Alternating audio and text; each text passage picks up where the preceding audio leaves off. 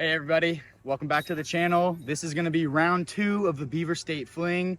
I'm sitting in like 25th place at 5 under. Today I need to get 10 under. I'd be stoked if I could shoot a 10 today. Make sure you guys check out the Disc Golf Pro Tours coverage. It'll be available very soon.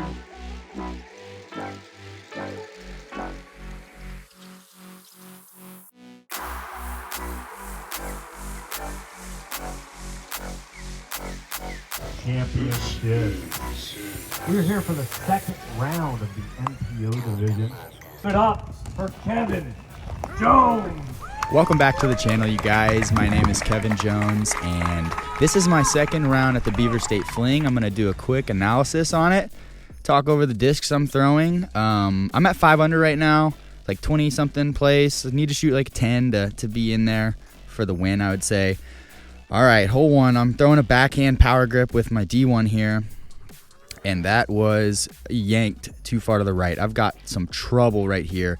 I don't have a way to get to the pin, so I throw X1 overstable, and I did it as perfect as I could. I got to 30 feet, which is lucky from where I was. Horrible first shot, and it really brought up my nerves, and this is a really important putt because nobody wants to bogey the first hole, but I made that one luckily.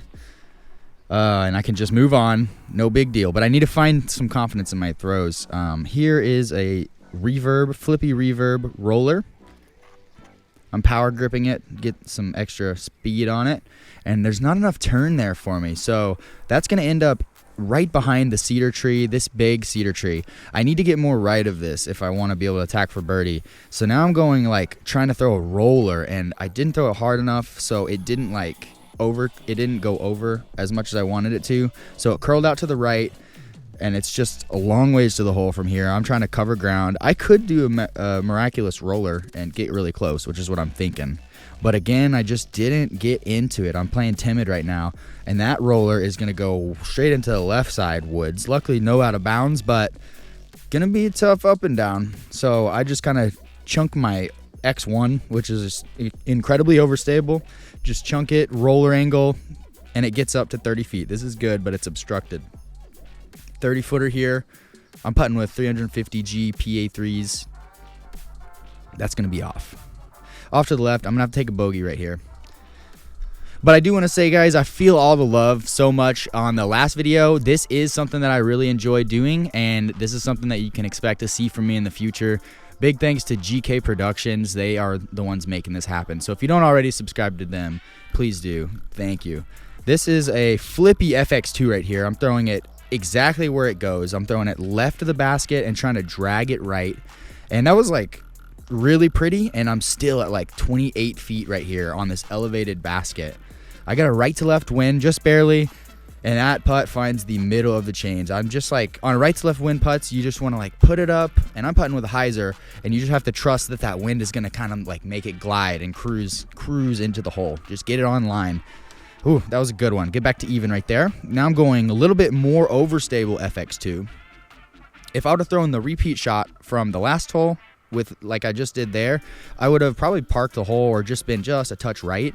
This fades off to the left, but this is nice. A little short putt, and I catch it high right. That's a sweet spot if you don't know. High right, low left.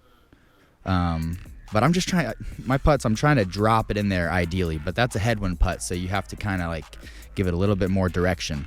All right, this hole right here is a par 4. I'm gonna go roller. Yesterday I went power grip with my roller. Today I decided to do that modified fan grip. If you don't know what that is, it's how Girthy throws all his discs.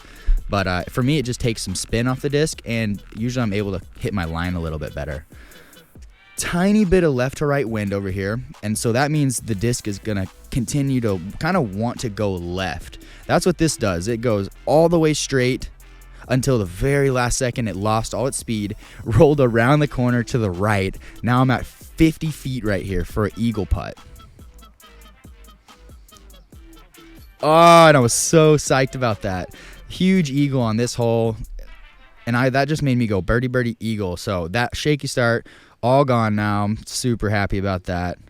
Feeling good. And I'm going on to this hole, which I'm laying up on, but zipped it too far left, playing with the tree line, but luckily it's in an area that is really easy to save from. I actually have a putt right here for a 2, which is nice. That's not even what I'm trying to do.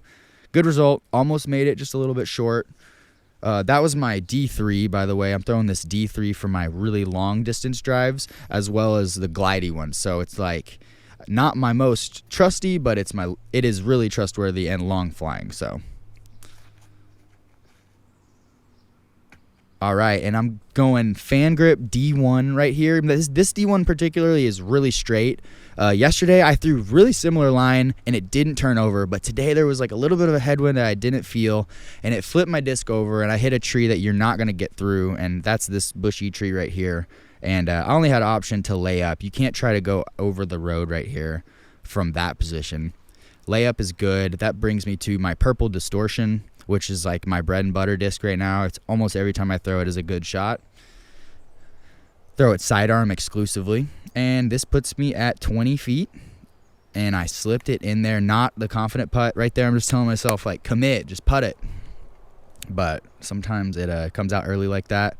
Luckily, that one found technically a sweet spot. All right, I'm going fan grip D1 here. Throwing this D1 quite a bit. It's just like really straight, glidey. This is a hole like you want to glide a lot to the left. You don't want to go far straight. You want to glide left. And so I did that right into the middle of the fairway. Now I've got that MX3, and that was juicy. Juicy MX3 shot right there. Straight on line. Little slight hyzer, flip up to straight, and I'm pretty close right here. On this distance putt, this is like a, 12-footer. You got to focus on that putt. So I really use them to like get that feel back, like really feel the disc coming out of my hand, trying to get it going straight, something I can trust. This shot is my overstable D1, tie-dye Luke Humphreys D1. Got to hit that a little more anhyzer because you want it going low, and then you want it hooking up as it hits the ground and skipping if you can get that skip. Now I've got low ceiling upshot. That's my 300 PA3 right there that I use for almost all my upshots. It's really grippy. And this puts me at 20 feet, and that was a really nice feeling putt. That's how I want it to feel, and it just dropped right in. All right, so right now I'm like having a hard time trusting throwing a hyzer hard. That first throw of the day really got me. So this particular shot, I babied, and I put myself like too far away. This is a 700-foot par 4, so like you should put yourself really close.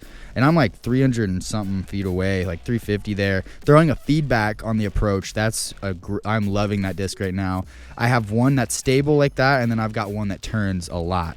This puts me 28 feet, and that was almost a high right, but that was just off. Wasn't able to catch enough chains, and I'm gonna have to take par on the easiest hole. That's a mistake, and that is possibly gonna cost me.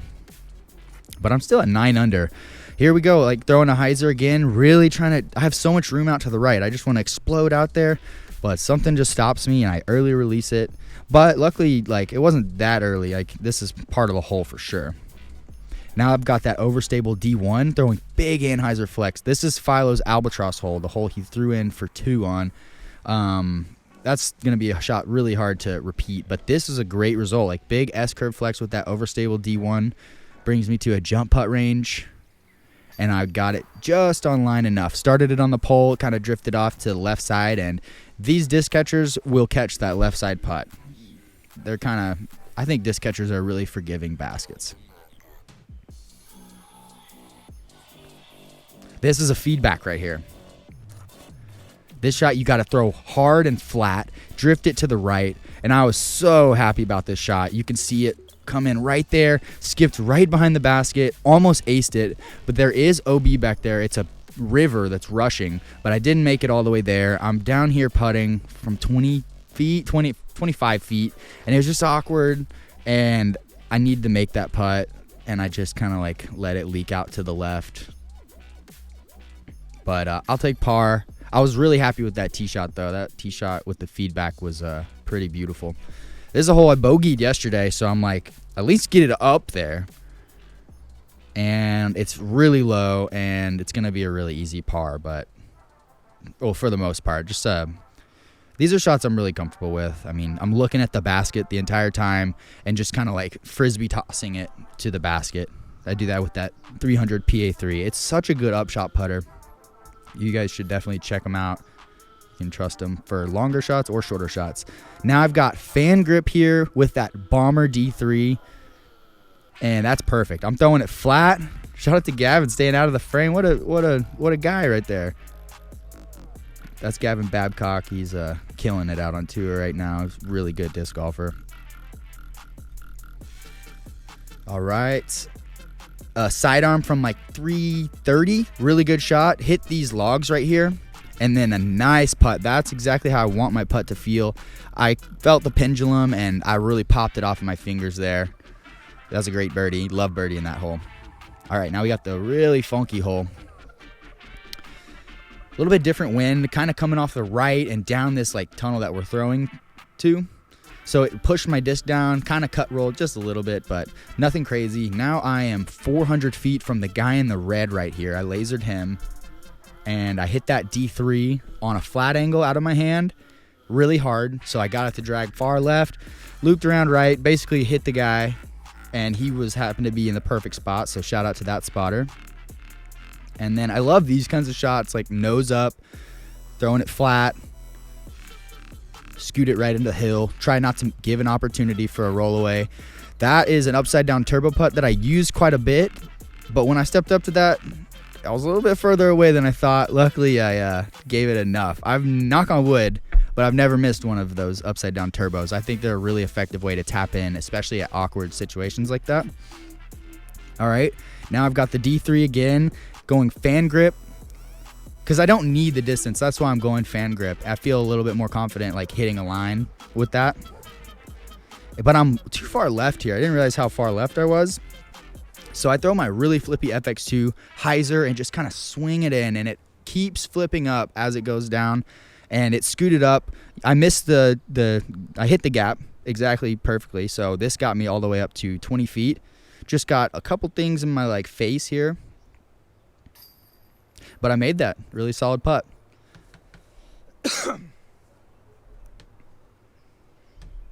And that's going to bring us to Genius Hole.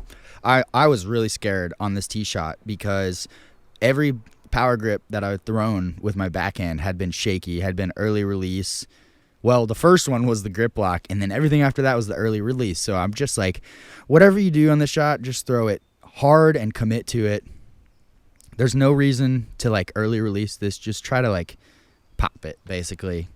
And so let's see what happens. I'm not like putting too much power into this. This is a normal slow run up, and that was picture perfect. That's exactly what I wanted. Got down there. It was a big shot. I'm sitting 7 under right now. So if I birdie this, go to 8 under, and then a possible 9 on a hole 18 that really favors me. But I go roller right here, which is definitely unorthodox, but I think that if I just cleared over that curb, man, I can really get far up this fairway. And if I went out of bounds right, I'd be way up there, easy par.